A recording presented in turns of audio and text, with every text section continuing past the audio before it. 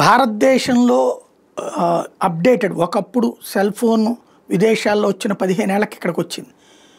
Cardless phone విదేశాల్లో వచ్చిన 30 ఏళ్ళకి ఇక్కడికి వచ్చింది. అదే ఇప్పుడు వచ్చేటప్పటికి వాళ్ళందరికంటే ముందే మనం ఫోన్పేలు ఇవి శరవేగంగా చేయగలుగుతున్నాం. అలాగే ఇవాళ టెక్నాలజీని శరవేగంగా అందిపుచ్చుకుంటున్నాం.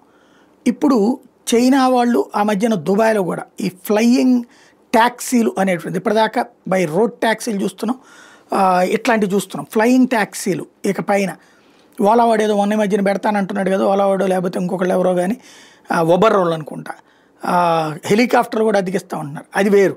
ఫ్లయింగ్ ట్యాక్సీలు ఇద్దరు కూర్చుని వెళ్ళిపోయేటటువంటి ట్యాక్సీలు తరహావి భారతదేశంలో అయితే లేదు, చైనాలో ఆల్రెడీ చేశారు, అమెరికాలో ప్రయోగం చేశారు. త్వరలో వచ్చే 2 ఏళ్లలో అక్కడ వచ్చేయబోతున్నాయి. ఇప్పుడు భారతదేశం వచ్చేటి ఫస్ట్ ఫ్లయింగ్ ట్యాక్సీ ప్రోటోటైప్ది డెవలప్ చేసింది ఒక సంస్థ, సరళ ఏవియేషన్ సంస్థ. సరళ ఏవియేషన్ అనేటువంటి సంస్థ ఫ్లయింగ్ సాసర్స్ని లైన్లోకి ఇది ఫ్లయింగ్ ట్యాక్సీని లైన్లోకి తీసుకొచ్చింది. ప్రయోగం సక్సెస్ అయింది. ప్రభుత్వానికి కూడా చూపించాక వాటిని మార్కెట్లోకి దించేందుకు రెడీ అవుతుంది.